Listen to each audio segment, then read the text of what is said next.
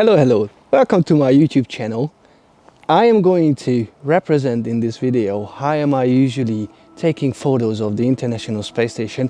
I am going to use my sweet 10-inch Dobsonian telescope. It's a Dobsonian style, very easy to use. What I'm going to do in this video is I will show you how am I doing the preparations for the International Space Station photography, and you will see. Actually, I'm just gonna record the whole thing, and hopefully you're gonna get some inspiration how I'm doing it, and maybe you will try it one day. So let's get started. Skywatcher 250 flex tube Dobsonian telescope.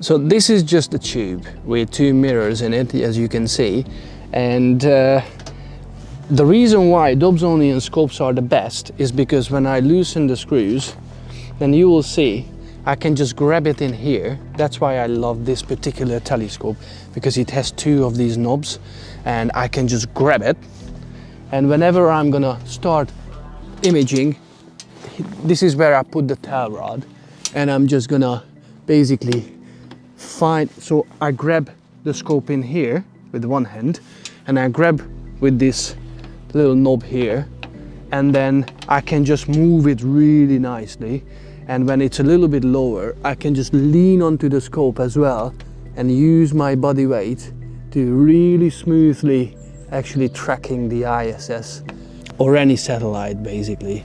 So the tricky one, this is gonna be almost 90 degrees, I think 86 degrees, so it means that it's gonna go right overhead, and it's very tricky because it means that it's gonna come from this direction, from the west, and as I'm gonna follow it, there will be a point. Even this scope I need to turn around, because you hear I can't just point it even more towards that direction, so I just gonna quickly turn it around and just keep on following the ISS. Whatever direction is it going to proceed, which is most likely east. We know that for sure. Okay, let's do the bits and bobs. So, collimation phase. I'm using a laser collimator. Not the best tool, I need to improve on that. But at the moment it does a perfect job.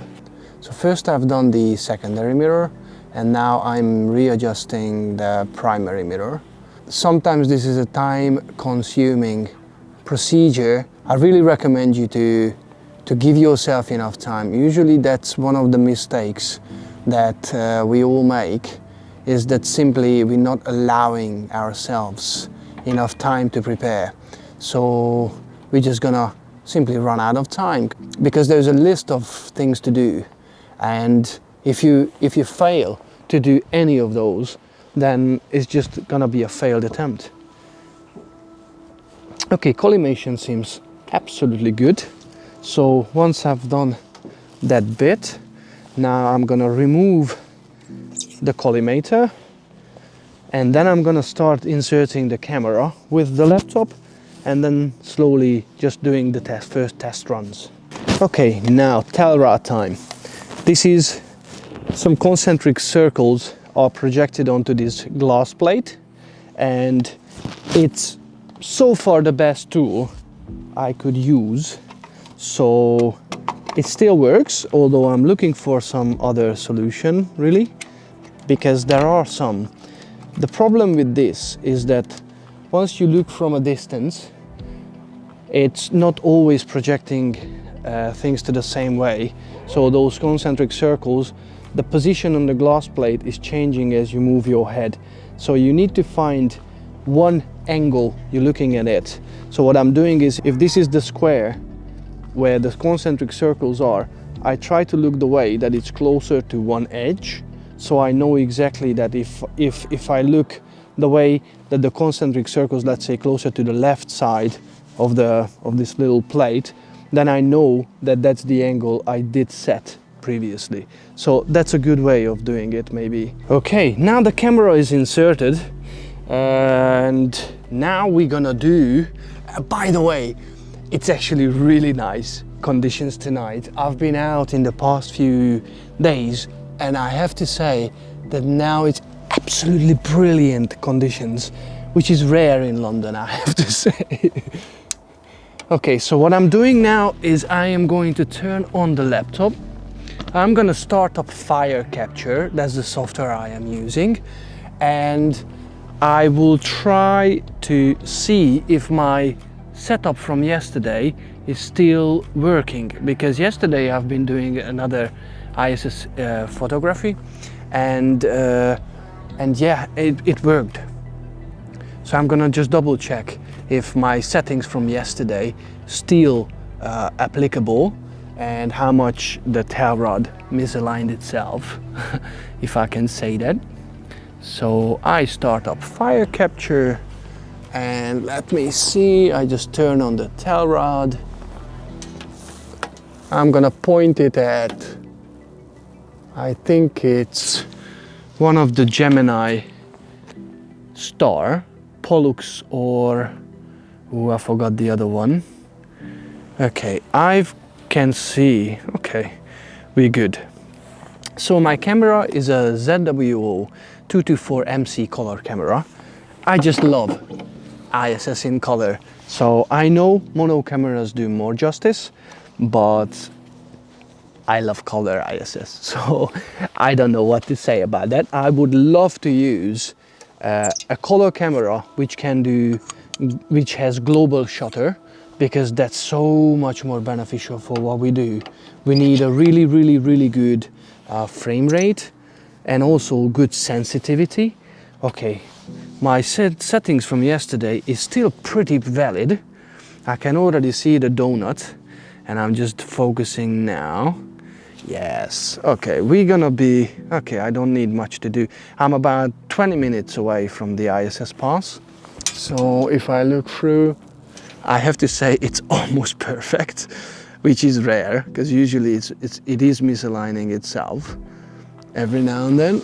And I'm almost ready to go, but I need to use a Bahtinov mask first, because I wanna have the best possible focus. So I learned how to focus on a star, but we don't take risks. You know, if you have a tool that will do so much better job, why not using it? And it's a cheap tool. So let me show you the Bahtinov mask. All right, so this is a Bahtinov mask. You can do a cutout yourself if you're patient enough and if you have good artistic skills, but you can buy one. It's plastic, it's pretty flexible, and what we do is I'm just placing it. Sorry for the ambient noise, London is a loud city. So I'm just putting it in front of the scope. I am moving the scope so that I can see a star, and then I am going to set a focus. I don't know, is it possible that my focus is still perfect? I mean, seriously, it does not happen often, I have to say. Okay, it looks like, so I'm gonna record now. I'm gonna record what I'm seeing, and then you can see exactly what a good Bahtinov mask alignment is.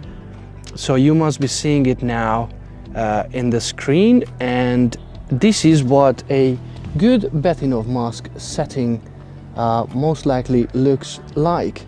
So it's a beautiful pattern with the spikes, and it looks like it is relatively good. I mean, it's always could be better, but yeah. Don't forget to remove the Bahtinov mask. Happened to me in the past. You're gonna have a checkered ISS then. And basically now we are ready to go. I just turn off the tail rod for now, and I just need to wait for the time to come. It's about 16 minutes away. So I'm just gonna wait, and I will come back when the action starts. So before the ISS pass occurs, let me just tell you that I found this hobby a few years ago and I love it. I really do love it.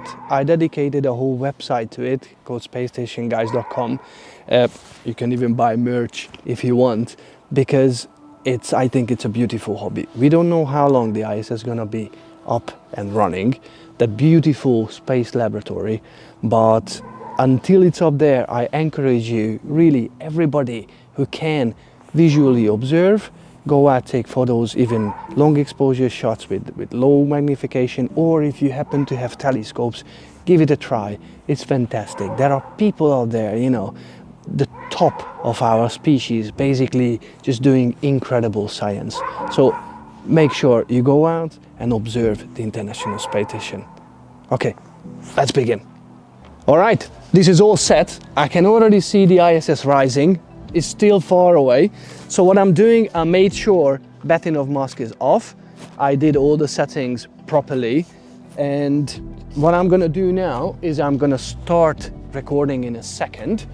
And I'm gonna move the scope that direction, but I'm not gonna start the actual imaging until the ISS actually reaches about 30-40 degrees above the horizon.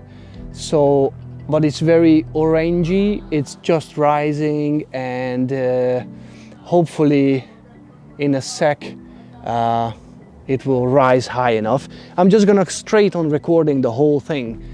So I really want you to have the feel that what's the preparation and when exactly I do start recording with the camera. Okay, we're still rising.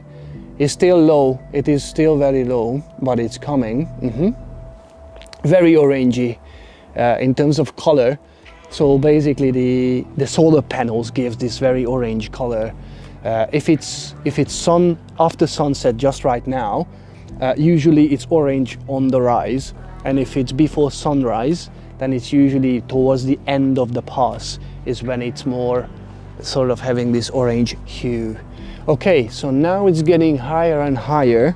It's gonna be tricky, but I have to say the conditions are really good. I can see so many stars compared to what I've seen yesterday. Okay, now the ISS is really gaining brightness. So what I'm doing, okay, everything is good, and I'm gonna start the recording because it's about 30-40 degrees above the horizon. So I start recording, I loosen the screws, I turn on the tail rod because I forgot that. Okay, it's not too bright, and there we go. I am going to just trying to keep the ISS basically in my field of view. Okay, still nicely rising, but this is the tricky part because it's getting higher and higher in the sky. It's gaining some traction, and it's becoming harder and harder to keep it in my field of view.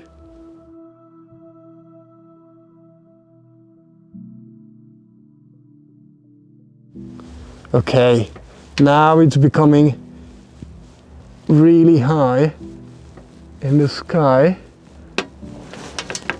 Okay, this is where usually I start struggling.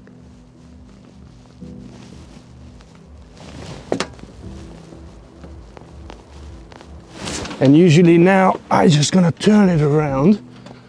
Okay, I didn't put the nice.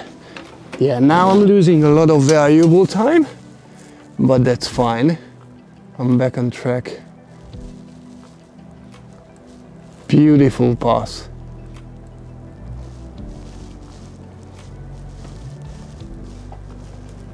I really hope I'm gonna capture quite a few good frames.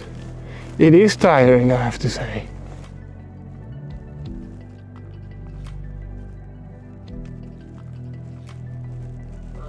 Okay, ISS well past the highest point, and now it's coming down slowly.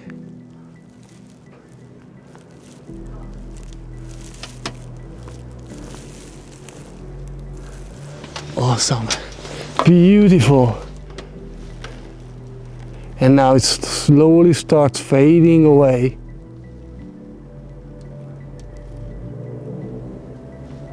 Still bright though.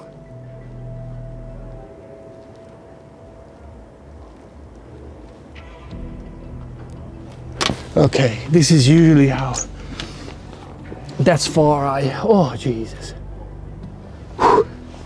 It's always exhausting, I have to say. Oh, and I can still see it. It's still right there. Okay, that was an exhausting one again. It's always exhausting. So what I'm gonna do now is I'm gonna go up and I'm going to process these frames, and I will include it into this video. So just sit tight and I'll show you what I captured. It might be disastrous, I don't know, we will find out. Stay with me. So thank you for tuning in. I hope you liked the short video, and I hope you got some inspiration from this video as well. So please follow what I'm doing if you're excited. Please check out my work. I have tons of stuff to share on this YouTube channel, but I have the website, spacestationguys.com. I'm on Twitter, I'm on Instagram under the same Space Station Guys name. So you will find me all over the internet. And you can even fund me on Patreon if you like what I'm doing. So I'm gonna have more time maybe doing this type of videos. So please follow me and let's share this beautiful hobby. Thank you. Take care.